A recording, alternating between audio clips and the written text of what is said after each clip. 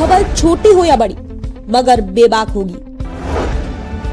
हर खबर पर होगी पैनी नजर। आप देख रहे हैं बिजनौर दस्तक। आदाब, नमस्कार। खबर नजीबाबाद से। हिंदी गजल सम्राट दुष्यंत त्यागी की स्मृति में शीघ्र बनेगा ऑडिटोरियम व संग्रहालय।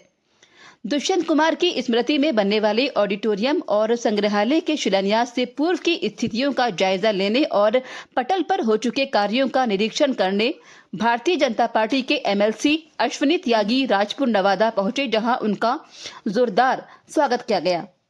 उन्होंने ऑडिटोरियम की खाली पड़ी भूमि का निरीक्षण किया। उसके पश्चात उन्होंने दुष्यंत कुमार के पैतृक खंडर में तब्दील आवास को देखा। उन्होंने वहां पर उपस्थित लोगों के समक्ष सहायक परियोजना निदेशक और जूनियर इंजीनियर सुधीर कुमार से निर्माण कार्य के लिए बनाए गए नक्शे और भवन के बारे में विस्तार से जानकारी ली। जूनियर इंजीनियर सुधीर कुमार ने विस्तार से जनता को बताया, खाली पड़ी 889 वर्ग मीटर भूमि में ओपन ऑडिटोरियम बनेगा और दुष्यंत कुमार की प्रतिमा लगाई जाएगी। इसके अलावा विस्तृत रूप से उसे सजाया जाएगा। बैठने की, पैदल चलने की अन्य सुविधाएं और एक आकर्षक ऑडिटोरियम सजाया जाएगा। इसके अतिरिक्त दुष्यंत कुमार के पैतृक आवास के कक्षों को निर्धारित नक्शे के अनुसार आकर्षण मूर्त रूप दिया जाएगा। इस पूरी परियोजना में 6 करोड़ 87 लाख रुपए की लागत आएगी। एमएलसी अश्विनी त्यागी ने बताया, जनवरी माह में संस्कृति मंत्री जगबीर सिंह देश के विख्यात साहित्यकारों, कवियों और लेखकों के अलावा अन्य जनप्रतिनिधियों के समक्ष इसकी नींव रखी जाएगी। इससे पूर्व की तैयारी के लिए जायजा लेने वो यहाँ पर आए हैं। हमने जो कार्य की जो प्रगति देखी उससे संतुष्ट हैं और सरकार को इसकी रिपोर्ट सौंप देंगे। आम जनता से उन्होंने अपील की कि जिस दिन यहाँ पर नींव रखी जाए उस कार्यक्रम में अपार जनसमूह होना चाहिए।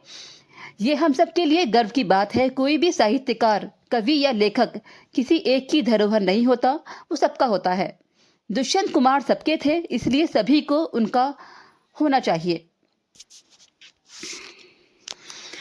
अश्विनी त्यागी दुष्यंत कुमार के बाल सखा सत्य कुमार त्यागी, जिनकी मृत्यु कुछ माह पहले हुई थी, उनके निवास पर पहुंचे, जहां पर दुष्यंत कुमार के बाल सखा सत्य कुमार के बेटे आलोक त्यागी ने उन्हें फूलों का गुलदस्ता और शॉल उड़ाकर उनका सम्मान किया। इस अवसर पर अश्विनी त्यागी ने कहा कि आज सत्य कुमार त्यागी की आत्मा भी निश्चित रूप से प्रसन्न होगी, क्योंकि वो चाहते थे कि उनके दोस्त दुष्यंत कुमार की स्मृति में ये भव्य ऑडिटोरियम बनकर तैयार हो जाए।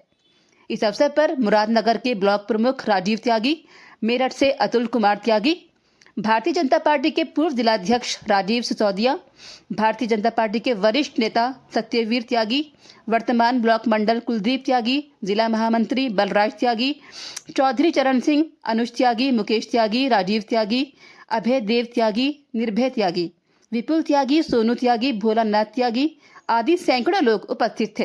रिपोर्ट शहजाद नुमानी। विधायक जी, आप आज राजपुर नवादा में आए, इसका क्या उद्देश्य था? आज देश के बहुत ही ख्याति लब्ध कवि और इस देश के, इस प्रदेश के, इस जनपद के हम सब के गौरव जी दुष्यंत कुमार जी की जन्मस्थली राजपुर नवादा जी, उत्तर प्रदेश की सरकार ने एक बहुत ही शानदार पहल और इस देश के साहित्यकारों को, इस जनपद के साहित्यकारों के लिए, आम जनता के लिए जी, जो एक लोकप्रिय जन के कवि थे दुष्यंत कुमार जी की जो पैतृक आवास पर एक स्मारक और संग्रहालय जो बनाने का काम मंजूर किया था जी, आने वाले 10-15 दिन में जो उसका शिलान्यास का कार्यक्रम एक प्रस्तावित है।